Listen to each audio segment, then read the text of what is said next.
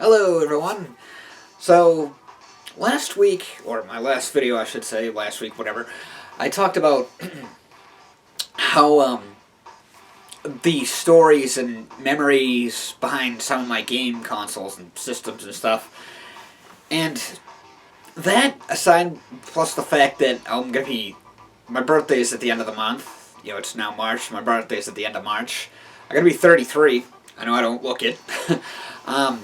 But yeah, I'm getting up there, so to speak, and it made me think, do people actually outgrow gaming?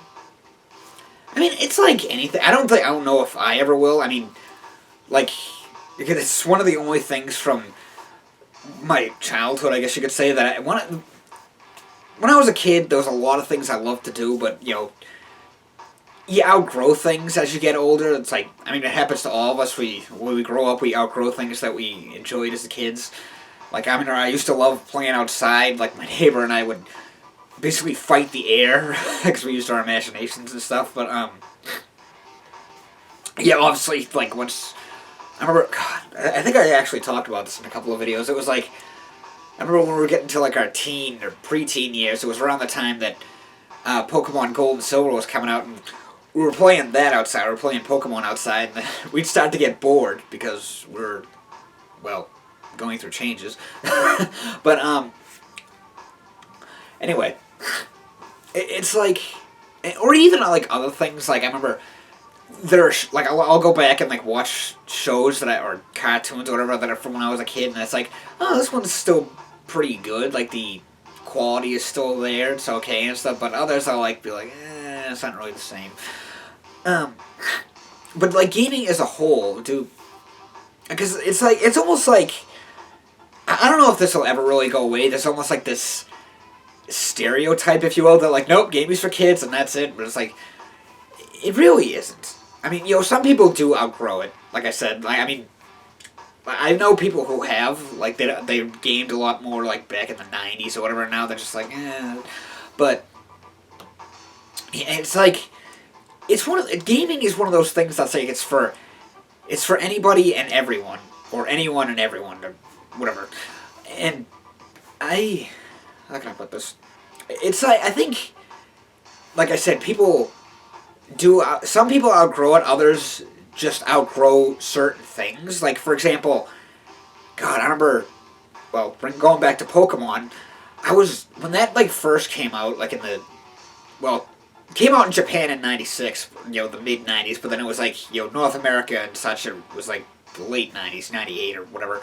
But when Pokemon was, like, first out, and it was, like, the worldwide phenomenon, I was obsessed. Like, I had to have, like, all the games, the, like, spin-off titles, any type of merchandise that had Pokemon's name on it, like, I had to have. Now, it's like, an adult, it's like, I still like the whole franchise and stuff, but it's like, the main games, so to speak, it's like, they don't really hold as much interest for me.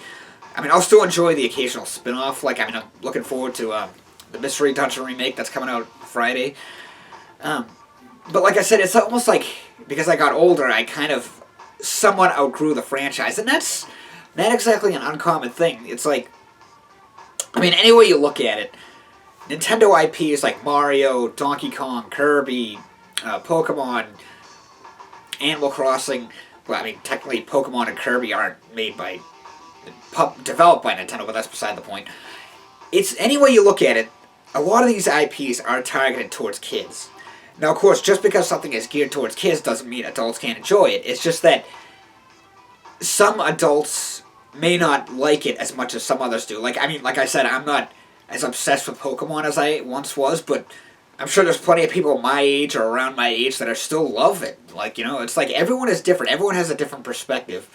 And, but, like, and it's the same with, like, Nintendo IPs that, like, well, most of them, like, are geared towards kids, but, some people still enjoy them. Like, I still like Mario. I mean, I don't buy all his games. Like, I mean, Super Mario 3D Land, which is something I've been wanting to get for years, but I just never got around to buying it. I mean, I'm sure I will eventually, but, like I said, it's just, and that's the thing, like, some people, like, outgrew Nintendo games and stuff, and that's fine.